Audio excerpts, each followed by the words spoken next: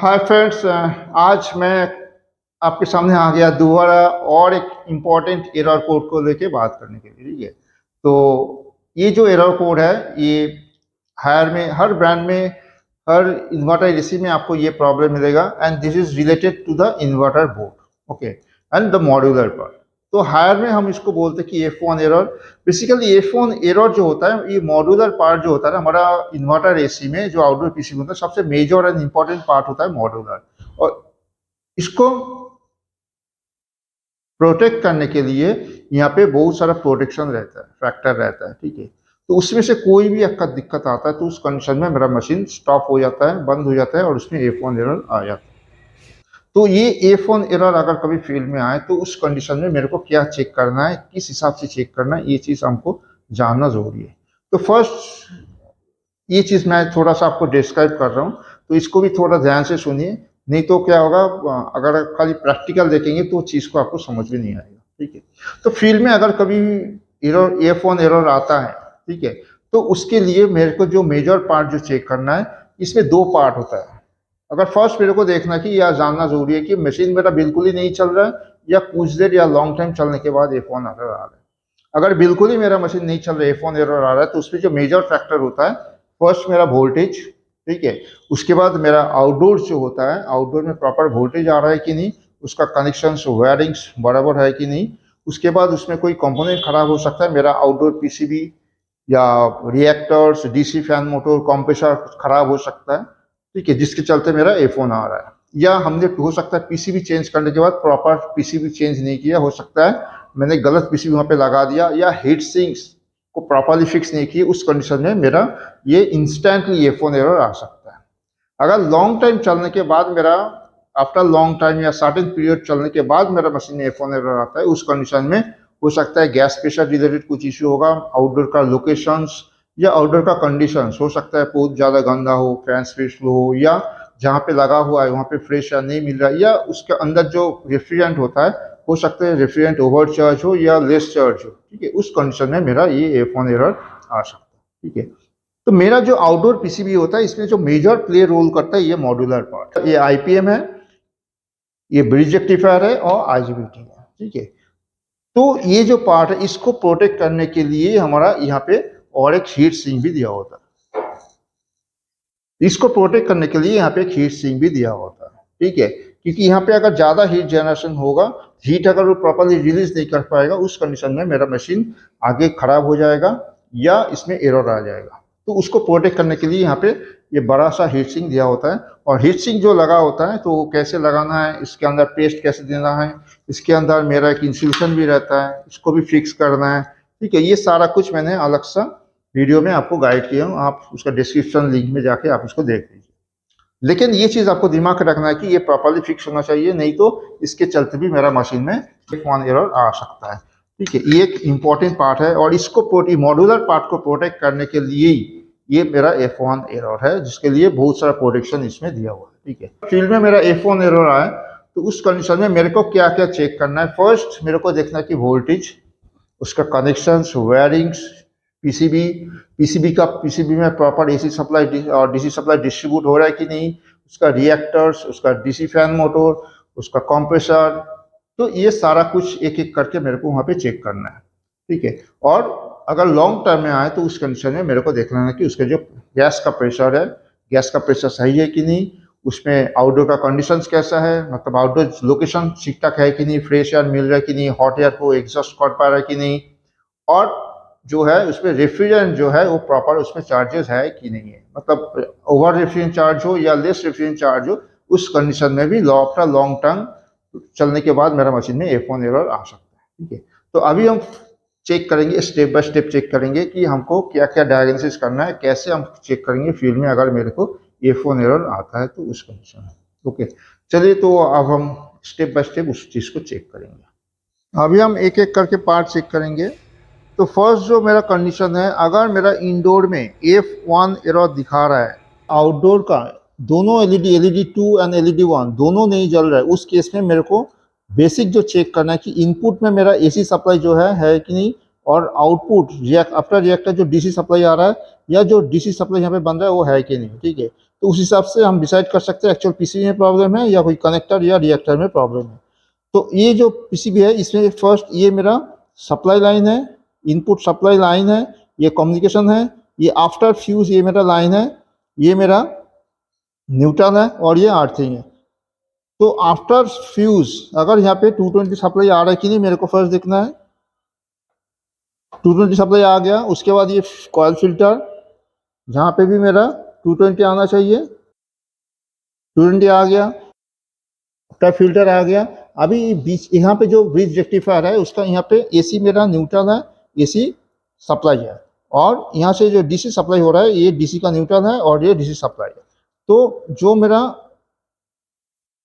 Rectifier है यहाँ पे एसी इनपुट हो रहा है कि नहीं देखना पड़ेगा, इनपुट हो रहा है, और डीसी आउटपुट हो रहा है कि नहीं वो भी देखना पड़ेगा। डीसी सप्लाई आ गया।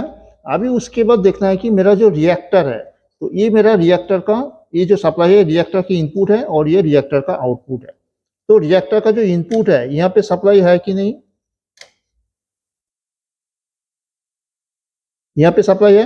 अभी रिएक्टर का जो आउटपुट है यहाँ पे सप्लाई है कि नहीं, रिएक्टर का आउटपुट में सप्लाई नहीं है, हो सकता है रिएक्टर में इशू है, या डायरेक्ट हम जो कैपेसिटर है यहाँ से भी चेक कर सकते हैं कैपेसिटर में सप्लाई है कि नहीं। तो जो दोनों कैपेसिटर है यहाँ पे भी सप्लाई नहीं है। तो ब्रेक कहाँ से है, मेरा रिएक्टर से। इसका मतलब हो सकता है मेरा रिएक्टर में कुछ इशू है, रिएक्टर खराब है, या वहाँ पे कुछ कनेक्टर में इशू होगा, तो मेरे को अकॉर्डिंगली रिएक्टर को चेक करना है। तो ये रिएक्टर है, रिएक्टर में एक इनपुट आता है डीसी और डीसी आउटपुट जाता है। अगर रिएक्टर खराब हो या यहाँ पे कनेक्टर में जला हो उस कंडीशन में मेरा डीसी आउटपुट सप्लाई नहीं जाएगा, उस कंडीशन में मेरा आपका पावर सप्लाई पूरा डेड दिखेगा। रिएक्टर को हम चेक करने के लिए इसका हम रेजिस्टेंस चेक करेंगे, इसका वैल्यू जो है 0 के आसपास आएगा। रिएक्टर का जो वैल्यू है वो 0 दिखा रहा है या 0.1 दिखा रहा है, इसका मतलब मेरा रिएक्टर ओके है। रिएक्टर का कनेक्टर भी हमको चेक कर लेना जरूरी है।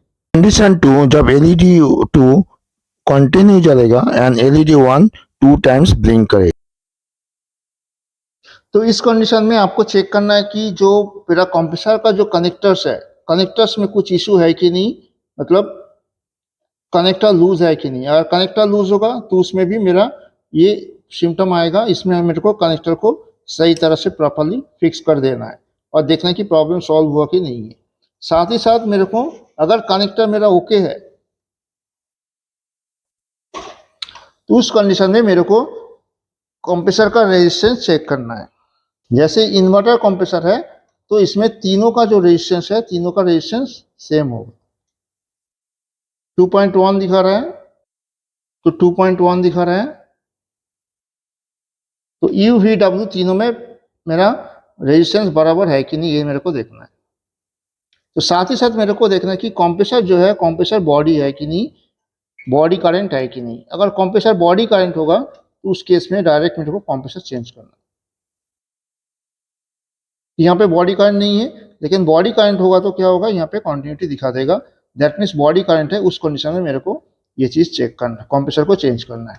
साथ ही साथ आपको डायरेक्ट कंप्रेसर का जो टर्मिनल्स है,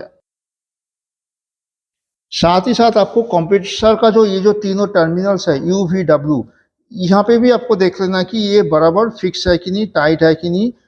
ऐसा तो नहीं कि यहाँ पे लूज कॉन्टैक्ट है। और साथ ही साथ ये बराबर यू वी और डब्ल्यू सीक्वेंस जो है वो बराबर सही है कि नहीं। कभी अगर ये सीक्वेंस गलत हो जाएगा उस कंडीशन में भी आपका F1 एरर आ सकता है, तो उस अकॉर्डिंगली आपको उस चीज़ को करेक्ट करना है। अगर एलईडी 2 एंड एलईडी 1 दोनों जल रहा है लेकिन फिर भी F1 आ रहा है, तो उस कंडीशन में जैसे मैंने पहले चेक किया सेम उसी हिसाब से मेरे को पीसीबी में AC supply and DC supply दोनों एक बार चेक कर लेना है कि सप्लाई मेरा बराबर है कि नहीं। अगर सप्लाई बराबर है तो उस कंडीशन में मेरा पीसीबी का भी इशू हो सकता है या कंप्रेसर का भी इशू हो सकता है। मेरे को कंप्रेसर का रेजिस्टेंस जैसे मैंने चेक किया सेम मेरे को कंप्रेसर का रेजिस्टेंस चेक कर लेना है। अगर कंप्रेसर रेजिस्टेंस ओके बता रहा है, कंप्रेसर ग्राउंड है कि नहीं वो भी चेक कर लेना है। अगर सब कुछ ओके बता रहा है तो फर्स्ट मेरे को पीसीबी चेंज करना है। जब भी पीसीबी चेंज करना है, पीसीबी जब डिफेक्ट आप डिक्लेयर करोगे तो फर्स्ट पीसीबी में जो स्टिकर है पार्ट कोड का ये पिक्चर लेना है। और जब भी आप नया पीसीबी लगाओगे तो उस कंडीशन में देखना है कि पुराना पीसीबी और नया पीसीबी दोनों सेम है कि नहीं। अगर दोनों पीसीबी मैच नहीं होगा तो उस कंडीशन में मेरे को फिर दोबारा सेम एरर मेरे को आ सकता है। तो ये चीज़ हमेशा आपको देख लेना ज़रूरी है, क्योंकि पीसीबी चेंज होने से, दूसरा पीसीबी होने से इसका अगर कंप्रेसर टू जो मॉड्यूलर है वो अगर फ्रीक्वेंसी मैच नहीं करेगा, उस कंडीशन में मेरा दोबारा वो प्रॉब्लम आ जाएगा। तो पीसीबी चेंज करने के टाइम ये चीज़ हमको हमेशा ध्यान में रखना है। नेक्स्ट कंडीशन क्या है, अगर मेरा आउटडोर का जो फैन मोटर है, ये फैन मोटर कंप्रेसर दोनों ही नहीं चल रहा है और एफ ऑन आ जा रहा है, तो उस कंडीशन में मेरे को फैन मोटर का जो जैक है इसको निकाल देना है। उसके बाद अगर कंप्रेसर चालू हो जाता है तो मैं उम्मीद कर सकता हूँ कि मेरा फैन मोटर में, डीसी फैन मोटर जो है, इसमें प्रॉब्लम है। तो आउटडोर में अगर डीसी मोटर है, डीसी मोटर का जो जैक है, इसको एक बार मेरे को कनेक्टर को खोल लेना है और देखना है कि कंप्रेसर चालू हो रहा है या नहीं हो रहा है।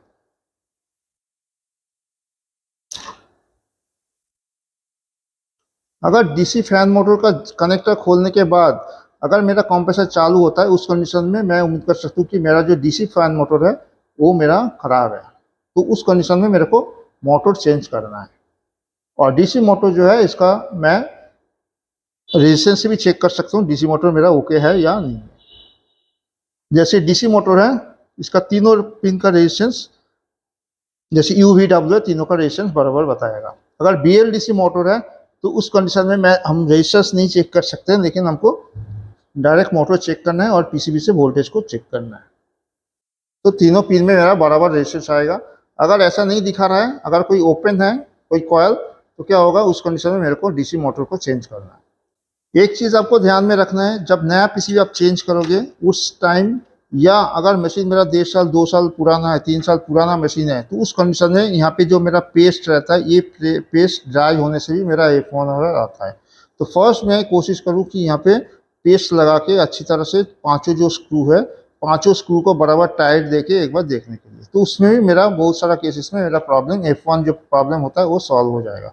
या जब भी आपको नया पीसीबी आपके पास आए, अगर इसके साथ में ये हीट सिंक जो होता है, ये हीट सिंक अगर नया पीसीबी में नहीं मिलेगा, तो पुराना पीसीबी से आपको हीट सिंक को निकाल के नया पीसीबी में लगाना है। उस कंडीशन में आपको यहाँ पे पेस्ट लगाना है और जो यहाँ पे जो मेरा इंस्टॉलेशन है वो आपको लगाना है। तो बार बार यही चीज़ को मैं दोहरा रहा हूँ, क्योंकि फील्ड में लड़का लोग यही गलती करता है, इसको नहीं लगाता है। अगर इसको नहीं लगाओगे दोबारा वो पीसीबी जल जाएगा या फिर F1 एरर का एरर दोबारा आएगा। यहाँ पे पांचों जो स्क्रू है, पांचों स्क्रू बराबर टाइट होना चाहिए और इसको लगाना चाहिए। और यहाँ पे हीट जो थर्मल पेस्ट है वो भी आपको लगाना ज़रूरी है, ठीक है। तो ये नहीं करने से भी आपका ये प्रॉब्लम आपको आ जाएगा या रिपीट होगा।